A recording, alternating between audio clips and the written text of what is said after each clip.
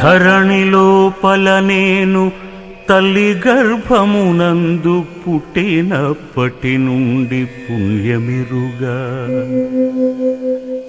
ఏకాదశి వ్రతం వెన్నడుండగలేదు, తీర్థయాత్రలకైన తిరుగలేదు, పారమార్థికమైన పనులు చేయగలేదు, భిక్షమొక్కనికైన బెట్టలేదు, జ్ఞానవంతులకైన పూని మ్రొక్కగలేదు, ఇతర దానములైన నీయలేదు.